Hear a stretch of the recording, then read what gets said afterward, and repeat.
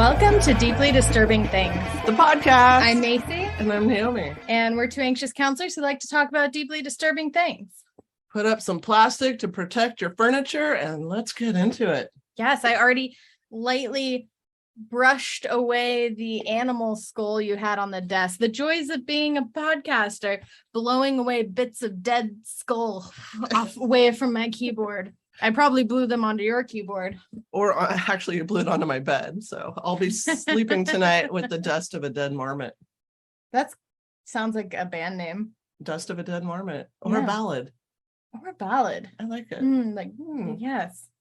Yes. Yeah. Yes. If you want all the behind the scenes info about what we do before we start and the recording, chaos behind the scenes, become our Podbean patron for exclusive content. It's only $1. Yes. I think you get to go first. I do get to go first. Okay. So my topic relates with your dead marmot, sort of. Oh. Just so you know. Okay. And it's real hot in here. It is hot. Do you want to show the ice packs? We have ice packs at our feet. Yes, we do. Giant, cooler packs that we're resting our tootsies on. Because we're high tech. We got no AC, but boy, do we have ice packs. Again, if you need. would like to be a patron, it's only $1. It does not get us air conditioning, but it makes us feel better. Yeah. About sweating. Money makes a lot of things a lot easier. I would like to say that you did tell me to come here in certain attire for a certain photo that didn't happen. Now I'm wearing a long sleeve black shirt that does not breathe. That does not breathe in a room that feels breathe. Like I'm on fire. And you had us do a photo shoot outside sitting in the sun first. These are the demands that come with podcasting, Macy. Get used to it. This is the life you chose. Is it? Or did you choose for me? One or the other. We were friends first, and then this happened. All right. Are you ready? Mm-hmm. Don't look at my screen. I won't look at your screen. I'm enjoying my mostly cold, chilling. I know, it got warm. Imperial apple cider. Mm-hmm. It's tasty. It is good. I like it. I get to go first. All right. Okay, Google. Let me talk to my dead grandpa. Oh, no. Alexa, where is my dear mama? These are the questions we ask in our current times and maybe a part of our future ballad. What was the title? Dust of a dead marmot. Right. Rolling in the wind. So these things may sound silly, but they may also become a reality. And I'm going to talk to you a bit about that. We've had AI as topics in previous podcasts. Yes. This is a current / connection with that, I guess. I don't know. Are you ready? Would this be the appropriate time to slip in? It's never appropriate to slip in. Just to clear the air. I no longer stand for Elon Musk. Oh, just want to say that. Stand for him. I appreciate fan stalking. Yeah, I would say there's definitely a time and a place for that within his career. Things have just taken a turn. Yeah. I mean, there's just such thing as too much. Too Musk. Get it? Too Musk. Muskrat love. We're tying it all back to the rodents. Full circle. Great. Somehow we need to get your bag full of lasagna in there, but that's, a topic for another story. So Amazon's Alexa might soon be replicating the voice of family members, even if they're dead.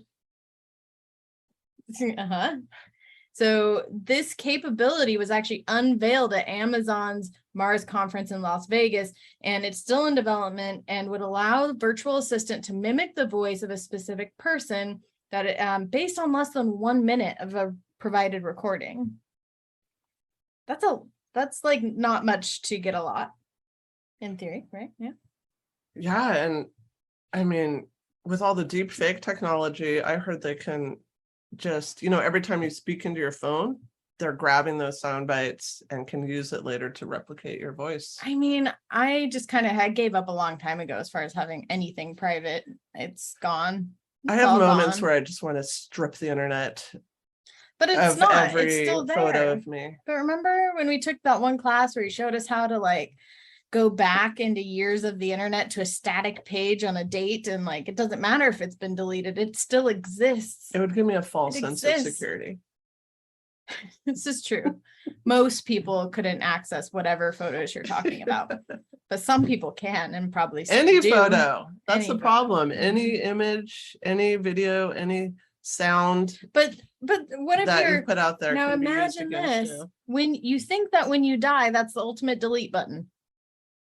Well, I guess after I'm dead, I won't care as much. You won't care, but you would think I still care a little, but not as much. Your living self cares a lot about what your dead self wants. I care about my legacy. I do. Yes, agreed. So the senior vice president, head scientist for Alexa, said at the event that the desire behind this feature was to build greater trust in interactions with users by putting more of a, quote, human attribute of empathy and affect.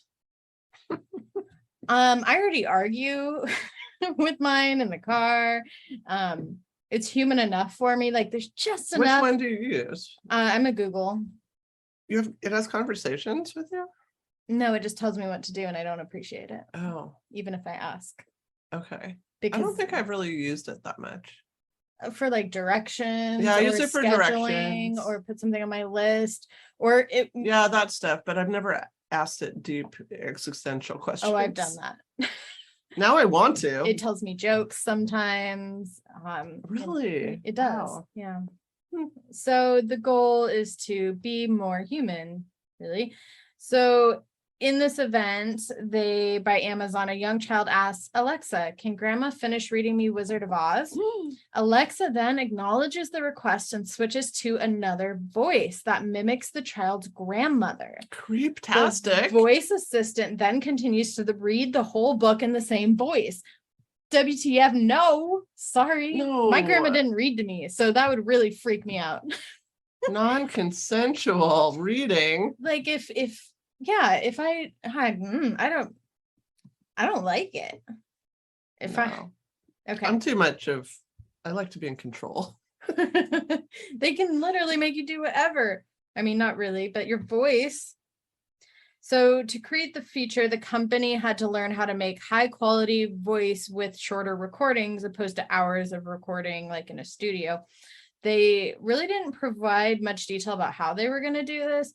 But now, obviously there's privacy concerns, ethical concerns about consent. Creepy concerns. Yeah. How do you consent when someone's dead?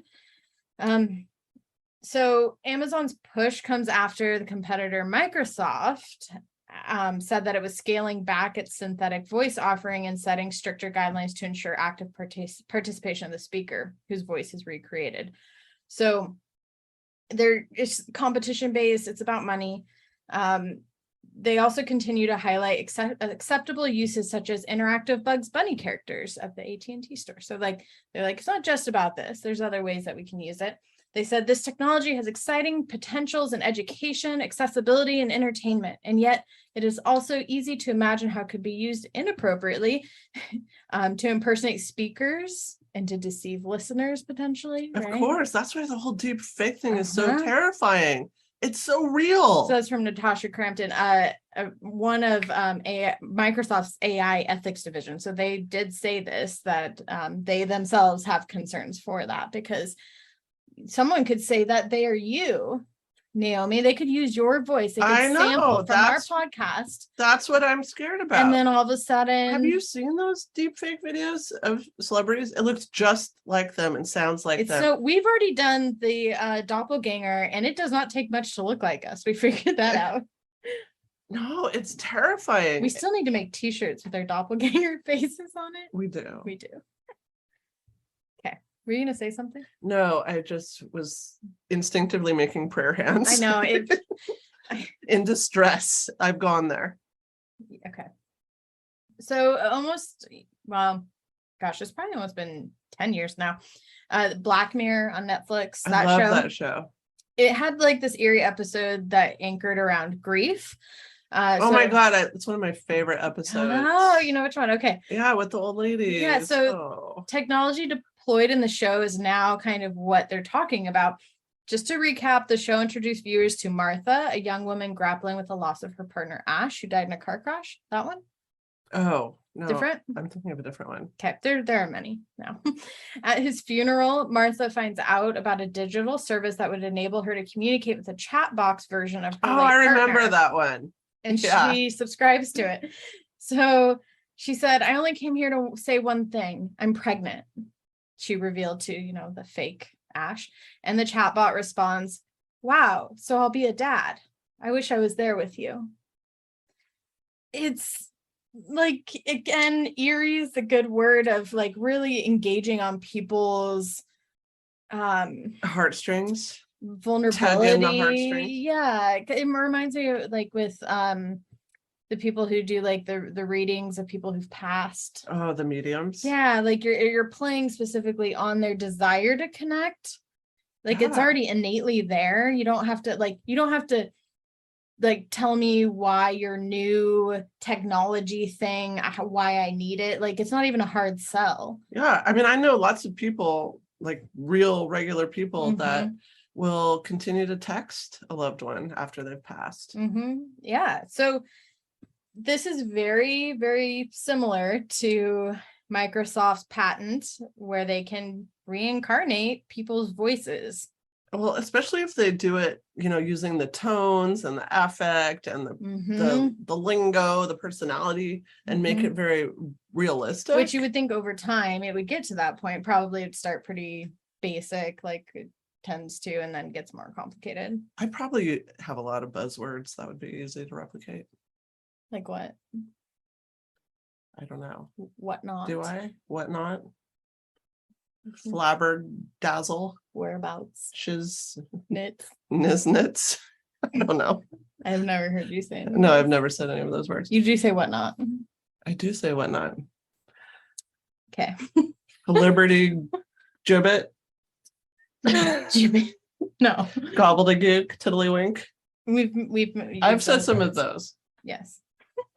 So the social data may be used to create or modify like this index and theme of a person's personality. So it'd be kind of like this big codex that they would build over time. So the more they had, the more, realistic it could be. The tech giant would then use that information to train machine learning engines, and the result would be artificial intelligence that could think and respond like someone you knew. So I have a friend who has an AI kind of generator. You've seen me use one with words, the generator where when you tried to replace me for writing our podcast description. But then the fee just got too much. And I didn't feel like it really replaced me. It was fabulous and very creative. You couldn't even feel like it just was using a lot of fancy synonyms. It had some good connections, I think. I have a friend who uses one too with images. So he can put in something like cat shoes and put in like a picture of a specific cat, and it'll give a variety of different pictures of cat and shoes. Like it interprets what that meaning is. Boots? Or it could look, I put that together. I'm a human. Or you can work backwards. Genius. You can put a picture of your skull in there and then see if it can figure out what that is. If it can come to the conclusion of what skull that belongs to. Because it might be able to. Fancy. Okay, so imagine writing a letter to a lost friend and receiving a response that captures their personality, that feels like them. What if you wrote me a letter after I died, and I'm not going to die, and then you get one and it sounds a lot like me? Well, I'd be like, why are we writing letters? You've never written letters to each other. Actually, I wrote a little thank you gratitude letter. You did. You did not send it. No, I don't even think I gave it to you. That felt odd. I didn't want evidence of that. So I'd have a lot of questions initially. Or picture yourself on a video call with a 2D version of someone who's passed away. What? Like talking to grandma. Why are you looking around? Because you're freaking me out. I've heard my phone and I don't see my phone. Stop. I'm like, where's my phone? Like, why is it buzzing and I don't know where it is? I don't hear it. Oh my God, it's right there recording us. That was There's my phone. It's probably buzzing over there. It is buzzing over there. We're stupid. Why we? That was a you. You didn't know it was there either. It's not my phone. I didn't think it was lost. I was talking about my topic.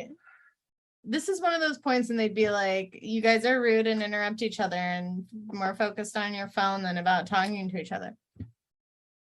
All right, so those are the type of capabilities that a product could unlock. Like you could talk to grandma who's passed away. But resurrecting the dead via chatbots could have dangerous implications for long-term grief, says counselors. Oh, like you can't let go. Yeah, I thought this was interesting because we're counselors and I could see we do things like there's some activities that are pretty common in grief and loss stuff, like writing a letter to someone who's passed, or doing something in memory of that sort of thing, right? Yeah, like remembering the good times. Yes, but I've never done something like let's act like they never died and continue the relationship. Yeah, or even like when you do like there's like a finality to it. Like you're getting some closure with whatever you're doing. Well, I would never recommend something like that, but if like from a cultural viewpoint, if that is their belief, like I do ask that, like what are your beliefs about, like is there an afterlife, is there not, and then like take their lead. So if they do believe in like heaven and that you can talk to your loved one and they're watching you, that's fair, then I support that, because that's their cultural reference point, and I want to be a culturally competent clinician. But I'm not going to suggest it. Like if they're not bringing it, I wouldn't be like, well, have you heard of heaven?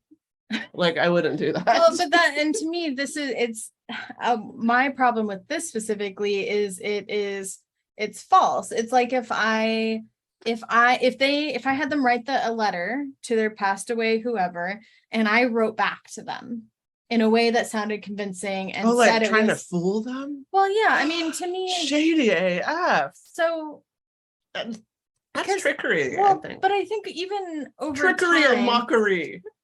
That would be pretty intentional, but even unintentionally, my point is that someone can start to view it as real because they want to, and they can get emotionally attached to that. So as a counselor, if I were sitting there doing that back and forth and said, okay, your time is up with me. Well, now what? They have to grieve that communication, that connection, in a role play, like the counselor is playing the part of the deceased loved one. I mean, I was talking about writing a letter. I feel like you're on a train going one direction. I'm on a train going another direction. I'm trying to get on the train. I accidentally got on another train. I realized my mistake. I'm desperately trying to figure out where the next station is. Can I get off? Reconnect with the train I'm supposed to be on. That's where I'm at right now, Mincy. And I'm trying to, feel like I'm putting my hand out, trying to grab you. I'm carrying luggage. I'm running down the track. I'm making loose connections, trying to grab your hand. Sure, yes, it's sort of like that. I'm grasping at your hand, missing. I just watched you fall in the gravel on your face and I'm done. So here, we're just going to take a deep breath in. Regrip. And out. Okay. Where are we? Who are we? The assistant professor of counseling at the University of Nebraska in Omaha, Elizabeth Tolliver, says that her fear is that it would become more like an addiction. She said, I'm concerned that people who want more and more of the technology to feel closer to the person they've lost, rather than living the life that they're currently in. That moving forward piece, not moving on, moving forward. Living. There's other questions that ethics just kind of come along with this, such as, on social media, when you leave behind pictures and posts, can that be turned around for a profit by maybe selling a service where someone can have access to your AI post self, which means that your data and information is now being profited upon? Right? I think some celebs put things like, in their will or like their after wishes, it says specifically like you cannot make like a hologram of my image, things like that. That's the nice thing about having a lawyer. Do you have that? Because I don't. No. Another benefit of the wealthy. So Microsoft said that it didn't actually say why it filed a patent for this, but they said that there's no plan for this, which, speaking about turning a profit on old data.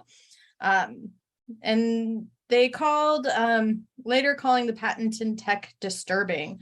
So there's not much stopping them or any firm from doing this. Like there really is nothing out there, which I think is the most disturbing part of this, that would stop them from doing that. So it's more of an ethical dilemma than a legal dilemma at this point.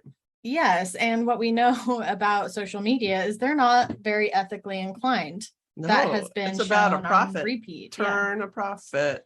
So AI analysts say that after all, we're living through an era marked by surveillance capitalism where the object up for sale is your data.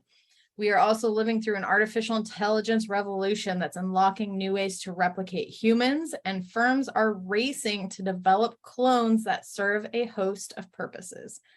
So like this is being sought out intentionally. Words like clone and host just are inherently disturbing. Yes. Google also has a patent for a digital clone that embodies people's mental attributes. New Zealand-based software company UniQ is marketing digital humans that recreate human interactions at an infinite scale. Pyron, an AI company, is working on tech that replicates sentiments held by staff within an organization to enhance chatbots. And the goal really is to capture what their employees know and create a virtual assistant that can answer questions with more accuracy. I think it might be very useful for me to have a conversation with myself. It could be insightful. Just to see what other people experience and use it as self-study. Is there something we literally have a podcast with hours and hours. You listen to yourself. I know it's been very therapeutic for me. Okay. It really has. Okay. I think people should record them talking and just listen back and not edit it and just see how you appear to the world. And if you like it or yourself. Yeah, just see if you like yourself after that. Yeah, exactly. It's been very useful for me. So one of the main reasons companies are entering in the space is for money. They want to use your emotions to pitch you a product. Chatbots, automated text, voice robots, they've been around for a really long time. But they're getting more and more complex using emotional intelligence, deep fake technology you're talking about, and audio synthesis is now in the mix. It's so freaky. So Michaela, a digital influencer, one of those influencer folks, they are a virtual DJ with 2.9 million followers on Instagram. We're almost there. Into the deep fake. AI powers voice assistants such as Siri on your smartphone. So this person actually shares themselves online. The more they do that, the more digital footprints they put out and the more AI that comes out from their own DJing. So for a typical chatbot, companies turn to AI agencies specifically. So bigger companies that have nothing to do with it. Like you think Microsoft, you think Google, but there's many, many other companies that just then turn towards companies that focus on that to benefit. So it could also be in other products that you're just not aware of. It could cost tens of millions of dollars each year to support a team of highly skilled data scientists, engineers, product developers. So it's really expensive. So you think outsourcing is probably what most companies will do for it. And what we know is it's being done. So it's already being done. And it's possible. It's already too late. It's too late. It's already happening on a smaller scale. In 2016, the CEO of Hereafter created an interactive chatbot dubbed Dadbot. Oh. That was based on his late father. That same year, Eugenia Kudya digitally recreated her deceased best friend using text messages he had sent friends before dying in a car crash. Well, if they did that from my text, it would be super boring because I am brief. That's my texts are like, cool. Yeah. I respond to like, I'll be like a 3-paragraph just text. I'm like, 4:30, okay, and you're like, great, got a coffin. Okay. You have like really weird shit in 2 sentences or 2 words. 2 even, words, 2 yeah. words. My typicals are like cool and sounds good. I tend to write too much, and I do the horrible thing, like it's almost a journal. Like I'll send like, a sentence and then another and then a few words, like and then I had someone call me out later on it and say something. What did they say? That you're, every time you send me a message, it vibrates or it pings. Can you just send it in one message? Yeah, but texts, they're limited. It's not. Well, I mean, it breaks it up. I know, but no, and that annoys me when it's so long that and then I'm like, which is the first one? It's not even that long. It'll be like 4 sentences worth that would totally fit in one thing, but I'm almost doing it like train of thought. Yeah. Send. Oh yeah, You're creating an art form, and people don't Exactly. appreciate your art. Thank You're you. ahead of your time. So much. So, okay, back on the train. It's like identity theft. There are limitations. People only share so much on social media, so that's a problem. Or some people share too much. Yes, algorithms get flawed. Humans are highly complex, believe it or not. And what also gets, if we think about what is in our data, is implanted data, right? So our social media is full of other people's stuff. We're responding to other people. It's not necessarily an image of our true selves. No, hell no. Even like the things that they market to us could be used. And it's like, well, you're saying I'm interested in that because I went to a baby shower once and I bought baby diapers. And now for the next 2 months, I'm getting all like cribs and rattles and things. No, my phone's always listening to any conversation I have. And I always have ads immediately about whatever it is I was talking about. They're so fast. Microsoft's patent suggests the company could use crowdsourced data to fill in any gaps. So in other words, resulting chatbots could end up saying things the person never actually said. So that's the filling in part. While the AI is derived from a real human, it's not the same thing, clearly, if you're deaf. And I just want to say too, it's hard to collect tribal knowledge, like you were talking about, like culture, things that make people unique and different, that are just part of being a person. Like personal communication is different than technological communication. So all of that community knowledge, cultural knowledge really just falls away through technology. Some, and it may be present in some ways for some people, but not in its truest form. The closest companies can get to authored knowledge are things that you wrote or things that were transcribed while you were on a Zoom call. Keep that in mind. Zoom. It Damn exists. you. They transcribe you, so they know all your things. So, but do you have to like press a button for that and acknowledge, or does it just happen automatically? Well, when you record, like we do, it usually says, hey, this is being recorded. We have so much audio material for the future to be used against us. In the court, they're going to twist our words.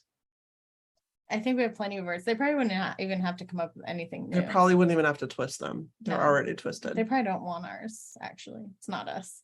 It's not us. This isn't us. Are we bots? Pod bots? We are AI. I need another beverage. Do you want one? No, I didn't get to. I was driving the train. Driving that train. Did she just say she was driving the train high on cocaine? Is that an actual song? She's singing it like it's an actual song, but I don't think it is. She's still singing. Is that a real song? No shame. Just lost my mind. Of course, Grateful Dead. Jesus, Macy. What was the drain? Okay. It's Casey Jones. Okay. My apologies. Kraken. Wow, that was loud. I'm so excited about my topic because I didn't even know what I was going to do. Oh, sorry. I'm just you closed your thing. I'm joking. I mean, not that I was looking. That I was looking. I just had to ruin that thunder. You came in so gusto, and I just needed. I'm all gusto. I'm that friend that sticks their foot out and trips you on occasion just to keep us humble. No, I know. It's fine. So I had no topic. I had some ideas this morning, and Ideas are good. And then I walk in the living room, and my son's listening to some podcast. Can you remove this dead object in front of me? Marmot dust flying through the air. Talk to me later. And he's like, the only news I care about is news about the Georgia Guidestones. And I said, what are the Georgia Guidestones? What? And he said, you don't know about this? I said, no, I don't know about this. Enlighten me, child.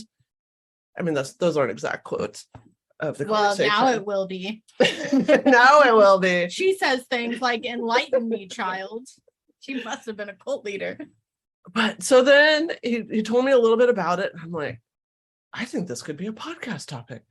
And I dove in, and it certainly is. And let me tell you, I am amazed. A, I never heard of this. And B, I've never heard of it. I'm amazed by how much I learned, and I'm amazed by my excitement to share it with you and the world. But mostly me. But mostly you. Thank you.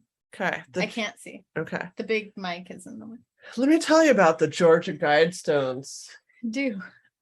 aka the 10 Commandments of the Antichrist, What does AK stand for? otherwise known as. Seriously? Wow. I've heard. Okay. This is we're at the station. I use AK. We have not purchased our all ticket the yet. time, and I just needed to verify. Can you please move that cursor so it's not like pointing at my nose? It's really bothering me on the video. I'm not going to be able to concentrate. No, now it's worse. You made it. No, now it's poking me in the eye and it looks real sharp. Hide it from my sight. Okay, the Georgia Guidestones were 5 massive slabs of granite in Georgia, inscribed with instructions for rebuilding humanity after the apocalypse. Ooh. The monument rose out of the earth in an X-shaped pattern. The rocks were each Are you mining right now? 16 feet tall, with 4 of them weighing more than 20 tons each. And together they supported a 25,000-pound capstone. So this was a big monument. Oh my gosh, is that what capstone means? Because they use capstone in like projects and stuff. Well, capstone is like the top thing, last thing they do. What Skylar's sharing with me today, hopefully it's okay to share this. Skylar's really into esoteric learning. And he was sharing with me today, as I was researching this and just being like, look at this, that the pyramids may have originally had, because they're flat on the top, may have originally had like a capstone that went to a point.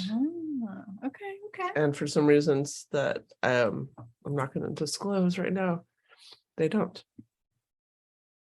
So reactions to this monument when it was first erected ranged from hatred to devotion, as most things do. I feel like that's our fan base. Hatred or devotion. Yeah. Agreed. You're allowed to flip-flop too. It's fine. And go back and forth. Yeah, leave us, come back. Who was behind the stones remains a mystery to this day. Whoever the anonymous planners of the Guidestones were, they knew what they were doing. The monument was a highly engineered structure that flawlessly tracked the sun. So here's the backstory. One afternoon in June of 1979, an well-dressed old gentleman showed up in Elbert County, Georgia, and went to the offices of the Elberton Granite Finishing Company. Yes. Will you give verbal permission to have this used as a bedtime story in the future for me? Of course. Thank you. Continue. With a hologram to do like all the hand motions. I'm totally like the miming on the wall at night in like some pretty colors. I want to be a shadow puppet after death. Absolutely. Keep going. This is great. I listened to sleep stories, so this is perfect. Go in as much detail as you can. The man introduced himself as Robert C. Christian. He claimed to represent, quote, a small group of loyal Americans, unquote, who had been planning the installation of an unusually large and complex stone monument. Christian had come to Elberton because it was the granite capital of the world, and because he believed the quarries there produced the finest stone on the planet. Joe Findley, who at the time was Elberton Granite's president, at first was not really paying attention to this man. But when Christian began to describe the monument he had in mind, Findley stopped what he was doing and started paying attention. Not only was the man asking for stones larger than any that had been quarried in the county's history, suspicious, he also wanted them cut, finished, and assembled in some kind of enormous astronomical instrument. What could this be for? Findley asked. Christian explained that the structure he had in mind would serve as a compass, a calendar, and clock. It would also need to be engraved with a set of guides written in 8 of the world's major languages. And it had to be capable of withstanding the most catastrophic events so that the shattered remnants of civilization and humanity would be able to use those guides to reestablish a better civilization than the one that was about to destroy itself. Sounds relevant. The monument sat at the highest point in Elbert County and was oriented to track the sun's east-west migration year-round. So the site was chosen because it was high up and you had 360-degree view. No trees were blocking. On an equinox or solstice, people who stood at the west side of what was called the mail slot, so it was like a thin rectangular hole that was cut out, were positioned to see the sun rise on the horizon. And an eye-level hole drilled into the center support stone allowed stargazers on the south to locate Polaris, the North Star. So it was positioned so the North Star was always in that hole.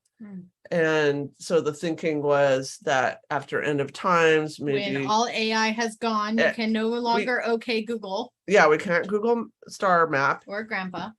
So that we would be able to have those that orientation. Oh my gosh, my phone turned on and it's of the North recording. Star. No. And it says, "Hi, how can I help you?" Get out. 7/8 inch hole drilled through the capstone focused a sunbeam on the center column. So it would shine down, and at noon every day would shine down and pinpoint the day of the year on a calendar. So it was a compass, It's fancy. a calendar, it was a clock. Findley has been deceased for some time, but shortly after the Guidestones went up, an Atlanta television reporter asked what he was thinking when he first heard Christian's plan. I was thinking, I got a nut in here now. How am I going to get him out? Wait, what? A nut. He thought Christian was a nut. Oh. Okay. That's a term. It's a term you say now. Now it's one of my buzzwords. You have many interesting buzzwords now from my recording. From bestiality to this. Findley said he attempted to discourage the man by quoting him a price several times higher than any project ever commissioned before. So trying to just get rid of him by quoting a ridiculous amount. But Christian just nodded. He was cool about it, didn't react, and just asked how long it would take. Findley estimated about 6 months. He wasn't sure. He said he wasn't even going to be able to consider such an undertaking until he knew it could be paid for. So Christian asked whether there was a banker in town. And Findley was like, okay, now I can get rid of this strange old guy and send him to look for Wyatt Martin, president of Granite City Bank. Martin was the only man in Elberton beside Findley known to have met Robert C. Christian, or he went by R.C. Christian, commonly face to face. And Martin was the one who corresponded with R.C. Christian for years and years and years. So he said, Finley called me and said, a kook over here, that's another old term. A kook over here wants some kind of crazy monument. Crazy also. So outdated. Nut, kook, crazy. Those are old terms. We're just not okay with that. Insane. We could just say, like, this is unusual. This is unprecedented. Odd. It's interesting. It's interesting. Curious. It's different than I'm used to. But Martin said when this fellow showed up, he was wearing a very nice, expensive suit, which made me take him a little more seriously. That's what I do when I want to be taken seriously. You wear a very nice. Show up in a very nice suit. Well, I mean, we all learned that lesson in Pretty Women. It makes a difference. He was well-spoken, obviously an educated person. Martin was naturally taken aback when the man told him straight out that R.C. Christian was a pseudonym, so it wasn't his real name. He was hiding his real identity. And he added that his group had been planning this secretly for 20 years and that they wanted to remain anonymous forever. Doesn't happen. Well, it has till now, at least. Till now. Yeah, it's still. Oh, still. Yeah, to this day. To this day. It remains a mystery about who he is. Who is behind this monument. Yeah, for reals. See, he stayed out of the interwebs. When Christian came back he did not do a podcast. He did not do a podcast. He was not on the Facebooks, the metaverse. Gross. Gross. When Christian came back to the bank, Martin explained that he could not proceed unless he could verify the man's true identity and get some assurance that he could pay for the thing. And eventually they negotiated an agreement. So Martin would serve as his sole intermediary and sign an agreement of confidentiality that he would never disclose any information as long as he lived. And he kept that. Martin kept that agreement. Nice. And he had to agree to destroy all documents and records related to the project when it was finished. He said he was going to send money from different banks across the country because he wanted to make sure it couldn't be traced. And he was very serious about secrecy. Before leaving town, Christian met again with Fendley, the president of the granite company, and presented the contractor with a shoebox containing a wooden model of the monument that he wanted, plus 10 or so pages of detailed specs. Finley accepted the model and the instructions, but was sort of skeptical until he got a phone call the next week from Martin to say he had just received a $10,000 deposit. Yeah, I mean, to me, like, I don't care what you want me to build, as long as the money hits. So the money hit. The total amount to be paid supposedly was $100,000, which in 79 was a lot more than now. So after that, Finley got to work. Finley and Martin helped Christian find a suitable site for the Guidestones in Elbert County. And they located a flat-topped hill that were above the pastures of the Double Seven farms that had views in all directions. For $5,000, the owner, Wayne Mullinex, signed over a 5-acre plot. And in addition to getting that money, the owner of the land was granted a lifetime of cattle grazing rights for himself and then his predecessors, his children. So basically, it's just let us build here. You can still graze your cattle. Yes. So they got to work. Christian said goodbye to Finley at the granite company office and said, "You'll never see me again," which was true. Christian then turned and walked out the door. What are you looking at? The giraffe on the can. Look at his eyes. He looks a little distressed. Or drunk. Or is it supposed to be a drunk giraffe? It looks like a drunk giraffe. I don't get that for an apple cider. This is 8.5%, baby, Oh, which is strong for a cider. okay, sorry. I got off the train. I'm Yep, back. hop back on. I'm on. From then on, Christian communicated solely through Martin. They remained pen pals. I've always wanted a pen pal. Until But Christian. they're like mostly with prisons. I don't know. Until Christian died. I used to have a pen pal, Did you? a couple in Russia before the Jews were let out. Oh. In the Soviet Union, I had a couple pen pals. What happened once they were let out?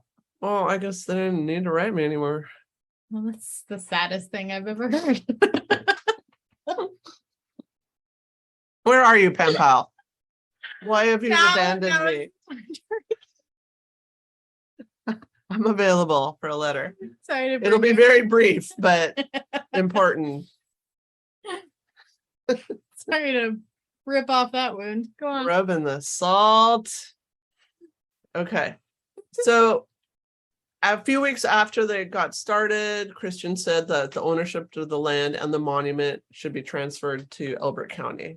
So that was what happened, and Elbert County still holds the ownership of that land. So who was R.C. Christian?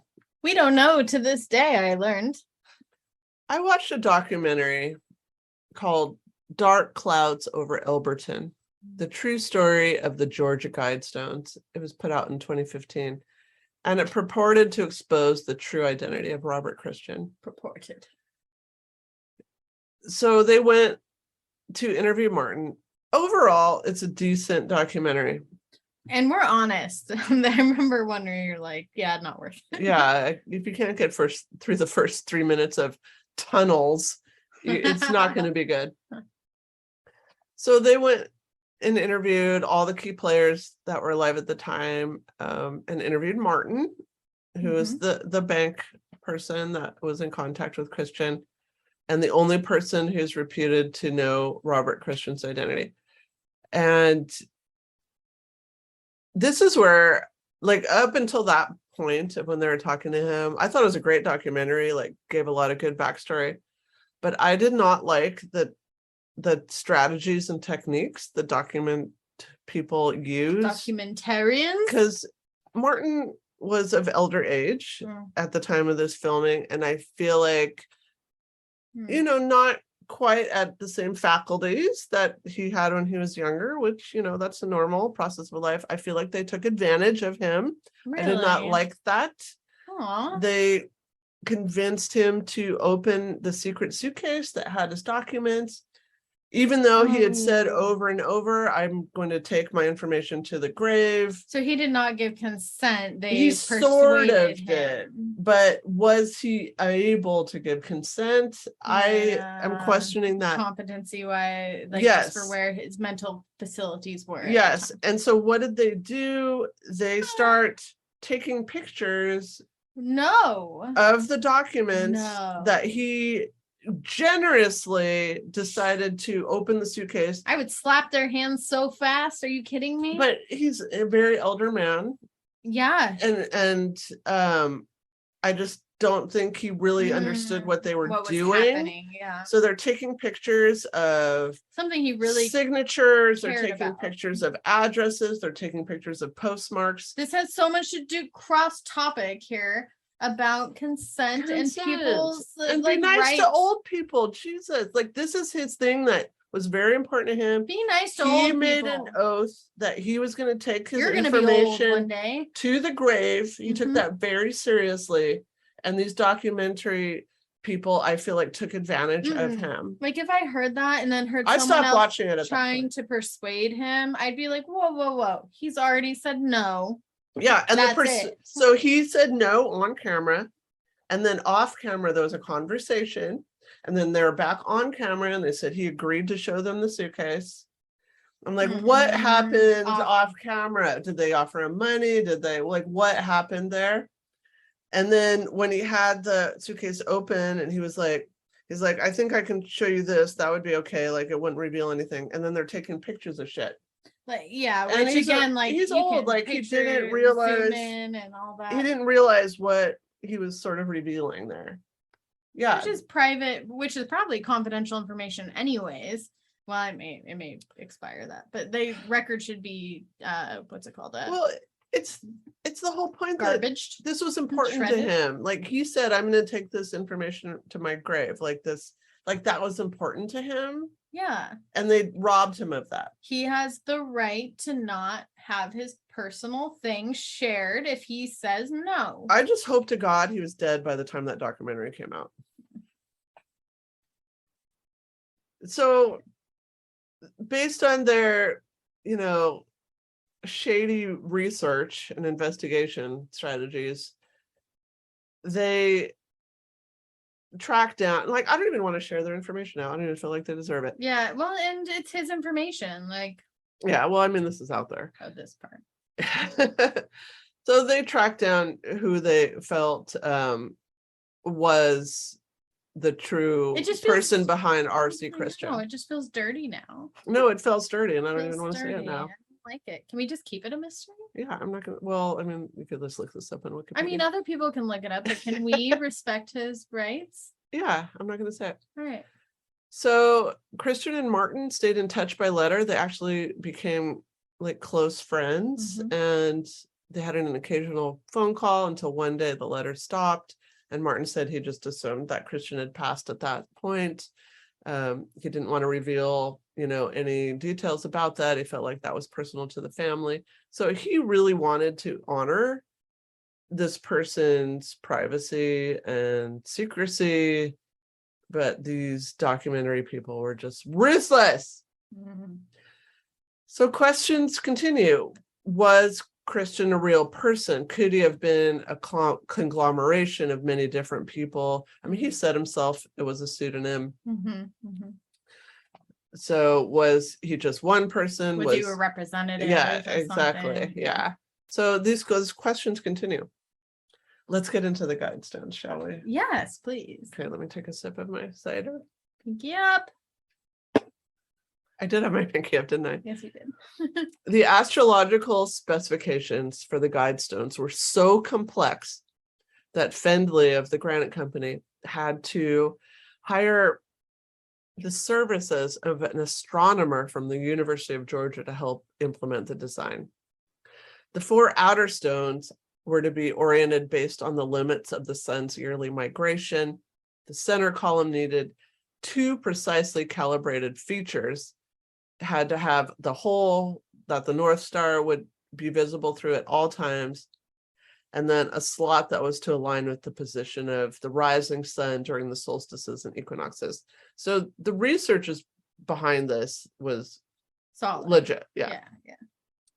And then the principal component of the capstone was that 7/8 inch aperture through which a beam of sunlight would pass by at noon every day, shining on the center stone to tell us the day of the year. The main feature of the monument, though, would be the 10 dictates. So let's go back to our 10 commandments of the Antichrist. Ooh, okay. So these 10 dictates would be carved into both faces of the outer stones in 8 languages: English, Spanish, Russian, Chinese, Arabic, Hebrew, Hindi, and Swahili. Wow. And information would be sort of like a mission statement would be engraved on the sides of the capstone. And it said, let these Guidestones lead to an agent of reason, or something like that. I think I left a word out. So this was to be engraved in Egyptian hieroglyphics, Classical Greek, Sanskrit, and Babylonian cuneiform.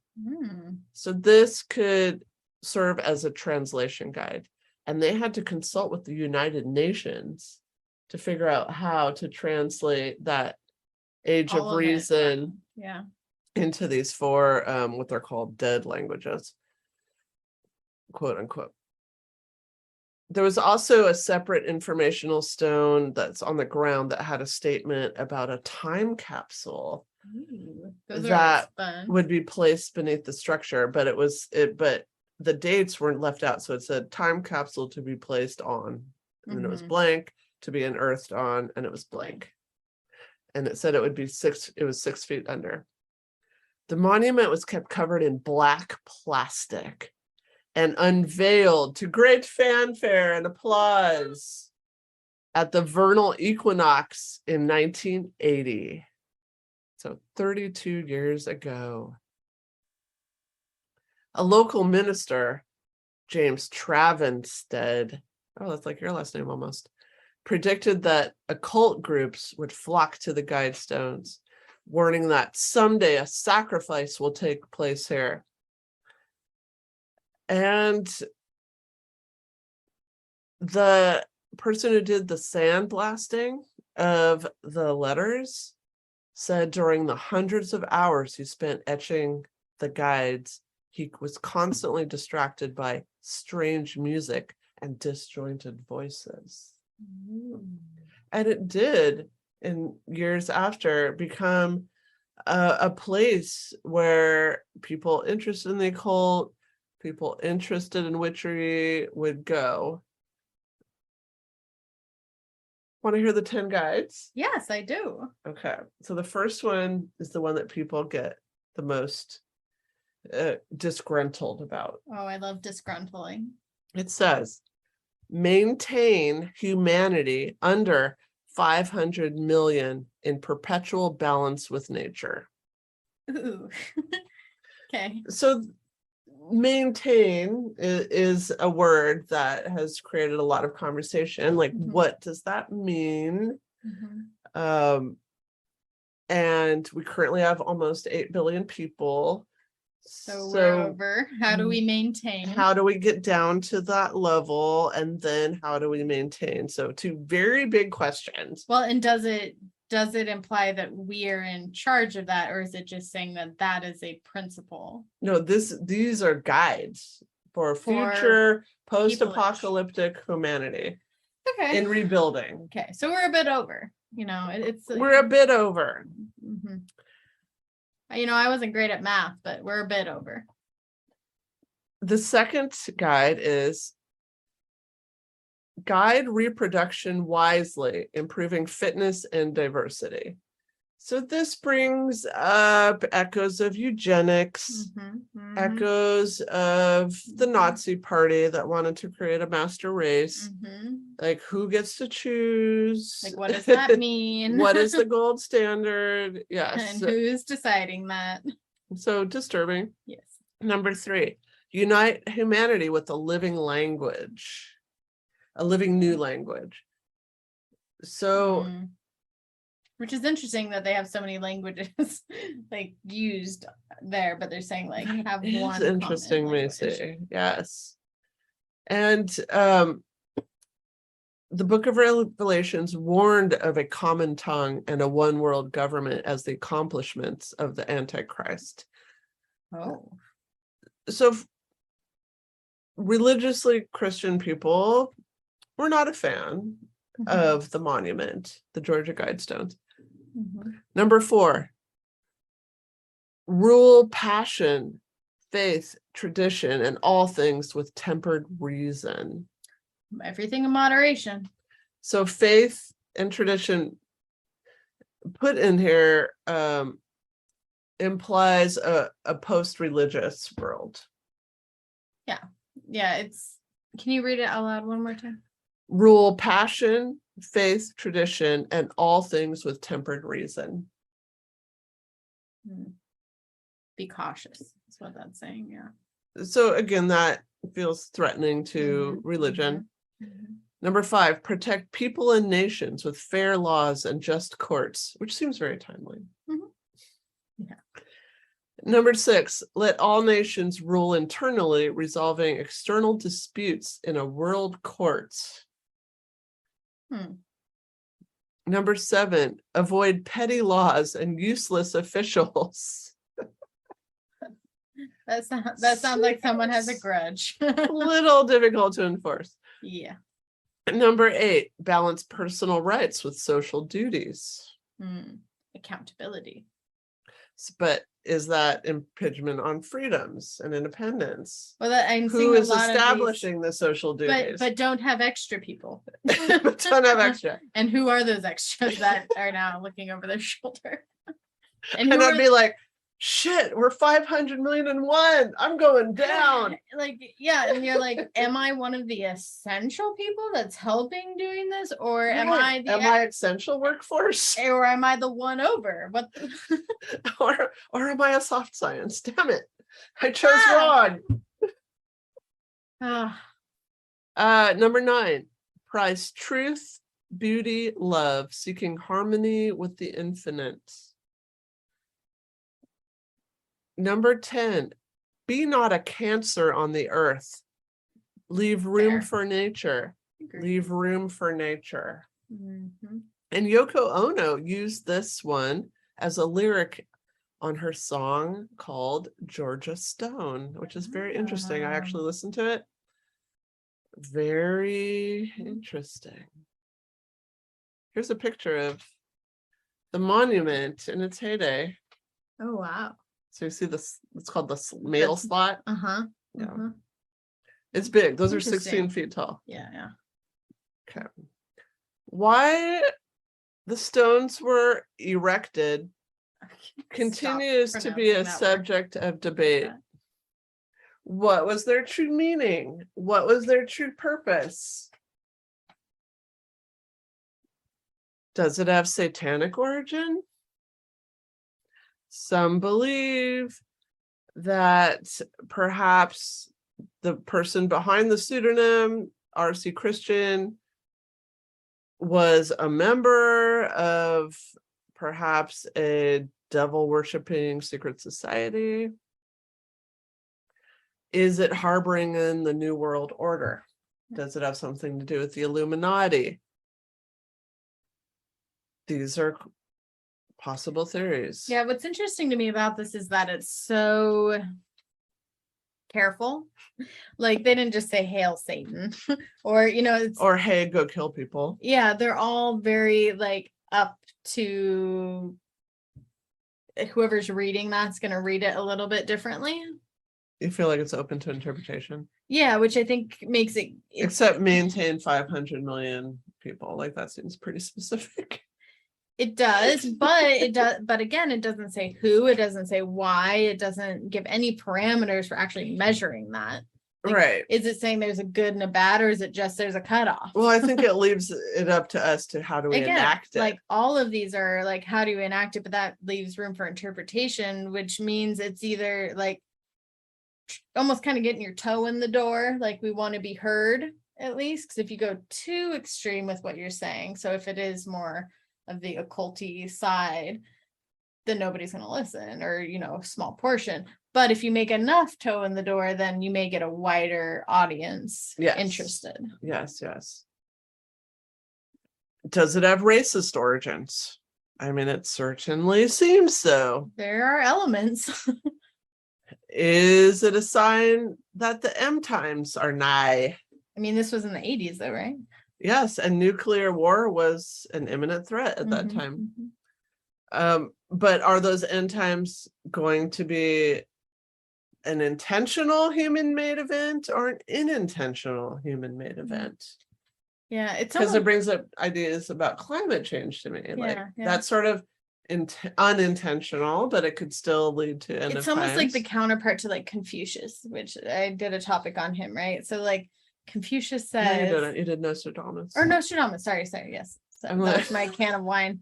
Confucius, very different actually, now that I have a pause. Yes, thank you. Nostradamus. But Nostradamus made specific, very kind of vague general type claims about things that would happen in the future, and that would then predict what, or would influence what people's behaviors were. This sounds like it's kind of saying almost like, here's what we want your behavior to be, and then the future part is the part that's left open-ended. Like, it doesn't say what's going to happen, but it says here's what could, here are the parameters. Oh, there's okay, go ahead. No, those are the parameters. Oh, okay. I was like, oh, there's more. Even though some of them I've thought were like ambiguous, like the part about like, what was it, like have a trustworthy officials or something. And not too many. Can we operationally define this? I need SMART goals. Yes.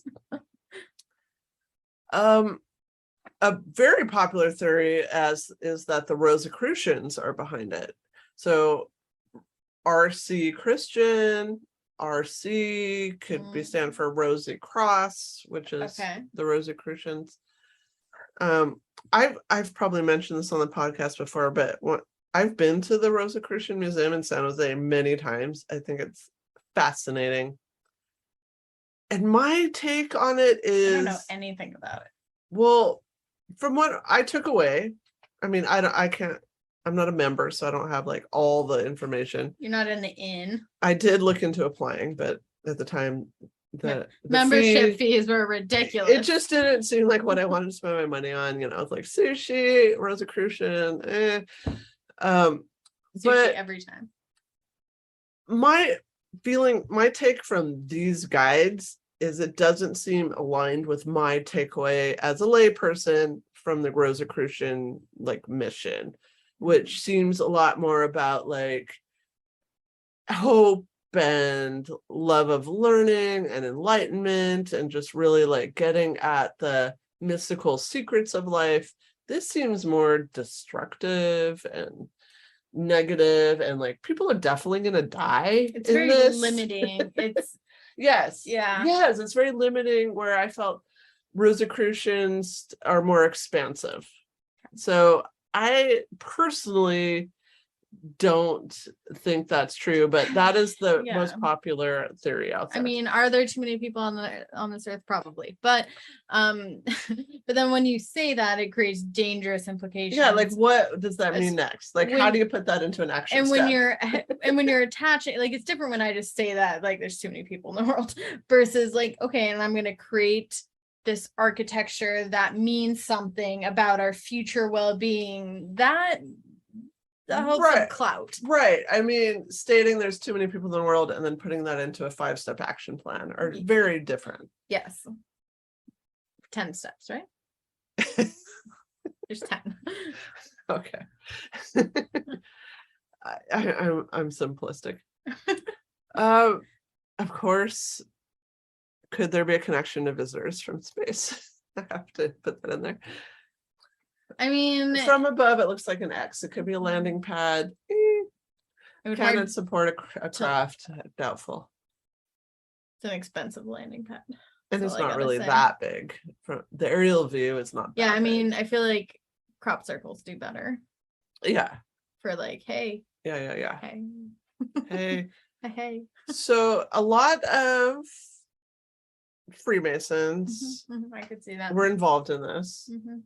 The land owner that this was put on was the Freemason. Many are involved. So some are like, well, how does that come into play? I mean, that's another secret society. Pulling a favor sort of thing. Yeah. What's the connection there?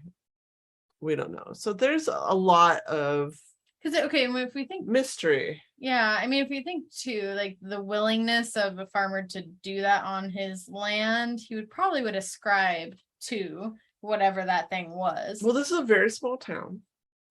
So there was talk, he like knew. Yeah. Like the people involved. But it could have been easily like make it feel really big and like you're really important to be part of this sort of thing. Or he was just like, hey, I think I got the perfect spot on my land. Or cattle farming's hard and I could use the money. So I read that initially it was supposed to be free grazing for the cattle, but they did have to put some barbed wire around because the cows were like rubbing on it, using it as a back scratcher. Horses do that too. Yeah, itchy. So it leaves like a little dirt skin residue. It's gross.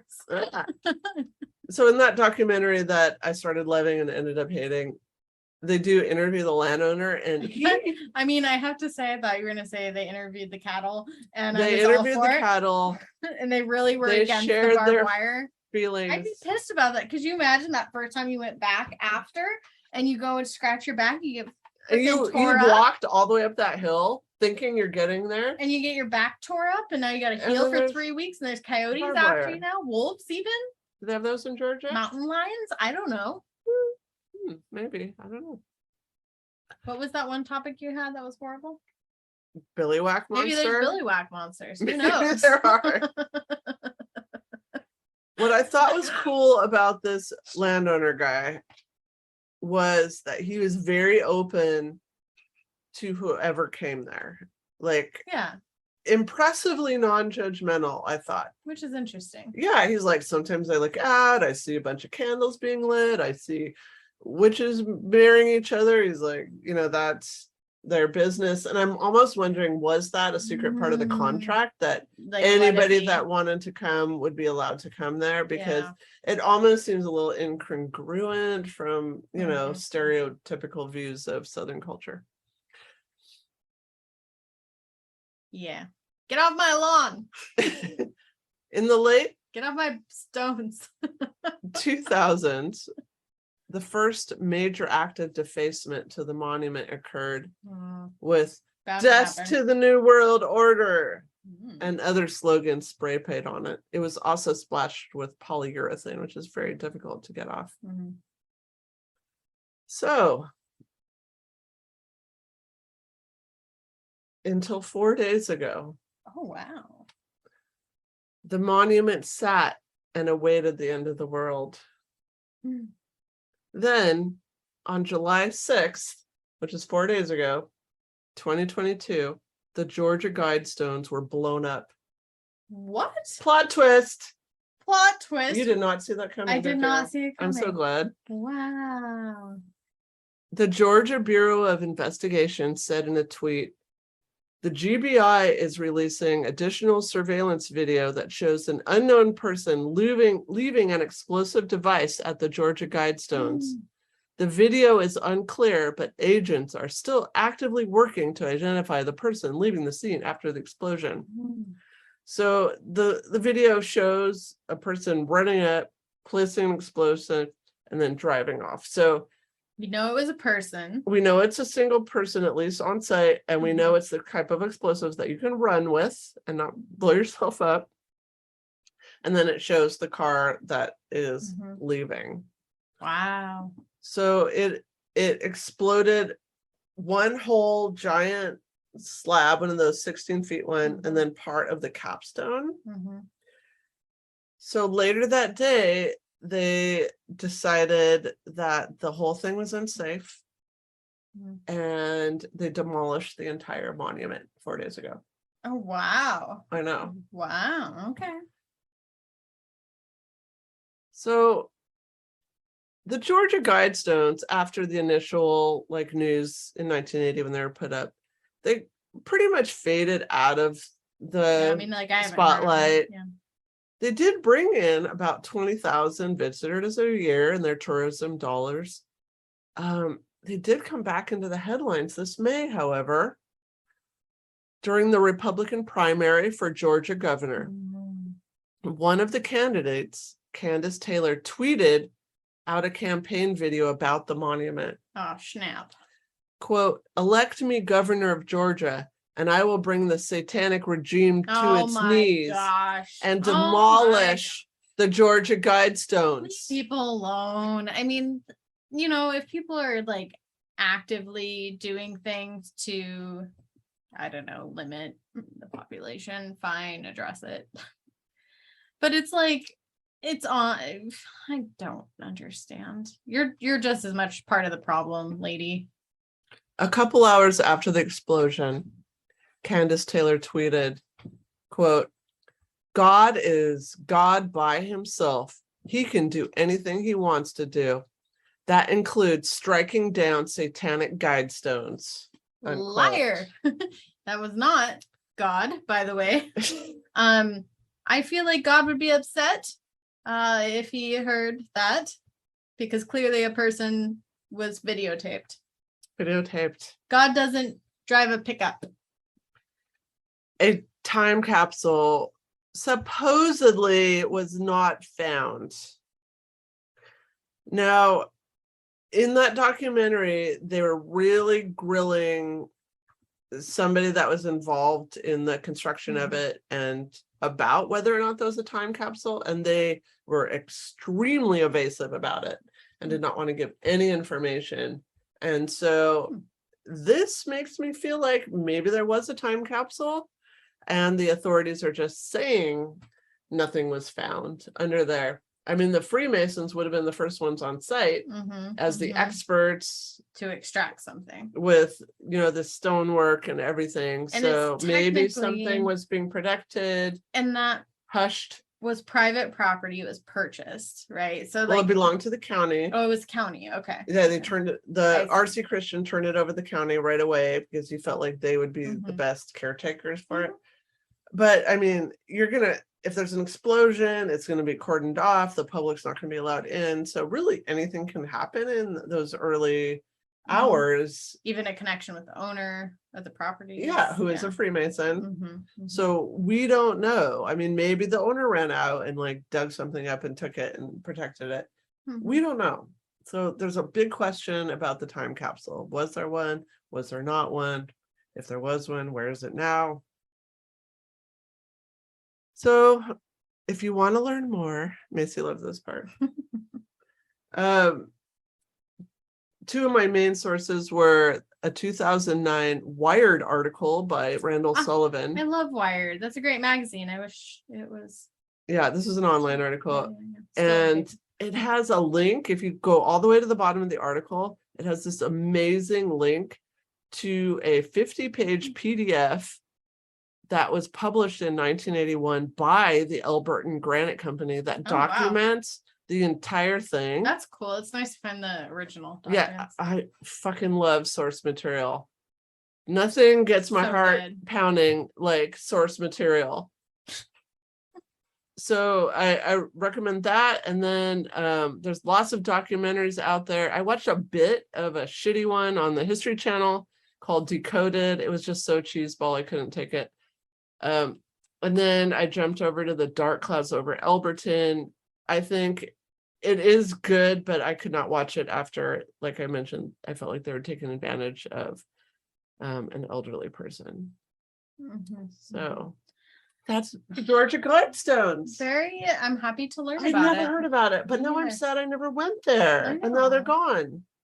There are many places we've never gone. Like, why did they have to be destroyed? Why do people gotta be dicks? Because I feel sad about it. Like, even if like maybe it has some, I mean, not maybe there are some disturbing, hateful things on there, but is this something we can learn from? Like, yeah, slap that bad boy in a museum, call it what it is, and be done. Yeah, and explain, make it, put boundaries on it. We cannot learn from history if history is blown up.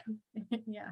And then we're doomed to repeat it, as they say. And I just want to say, I am really tired of hearing about like witchcraft and like this, like having anything other than religious norm be identified as witchcraft or whatever. Because I've several things I've heard recently where it's like, oh, and that got viewed as witchcraft, and this got viewed as witchcraft, and this got viewed as witchcraft. Like, okay, but maybe like some people who went there, it was more about just identifying with something in a community, and it wasn't harming anybody. Like, but maybe people that self-identify as witches, like it's all positive. Yeah, it's all good stuff. I don't think they would appreciate it just being like, oh, it's a negative connotation, because it is actually a very positive approach to life. And very attuned with nature. And I actually, this came up when I was looking up, so I have the little black kitten. Is this the one you were trying to find a home for, or? Same thing. Okay, because I'm confused. About the one I was trying to find. You're keeping it. So you still have it. I do okay. Still have it. Seems like it's your cat but now. The mama kitty and the brother kitty got adopted, and that's great. Okay. The other one, okay, it's your cat. I was looking. It's your cat. Just admit it. It's your fucking cat. I won't say it out loud. So, like, back when like women were targeted for witchcraft a lot. Killed a lot of what was targeted involving cats was like these women who often were what's it called when you like lose your husband? What's that called? You're a widow. You're a widow. like were often widows who like weren't pursuing relationships or outside of that age of being, you know, part of community engagements, things like that. And they would keep cats as pets. And so like they would be viewed as like, today it's like being the cat lady, but because they were isolated. So having a cat was a sign of being a witch. Something bad going on. Yes. And so your cat is black also. Yes. And it wasn't just black cats back then, but that became the like omen, that the whole thing was that because they're black, they can hide in the dark with witches to do bad. I love walking in the darkness and shadows. Mm-hmm. That's how I move around this neighborhood at night, alone, and feels completely safe. In the shadow. I become the shadow. That's awesome. That's also how people go missing. Still here. Oh, is it time? It's time. It's time. Until next time. Don't deep fake my grandma. And quit blowing shit up.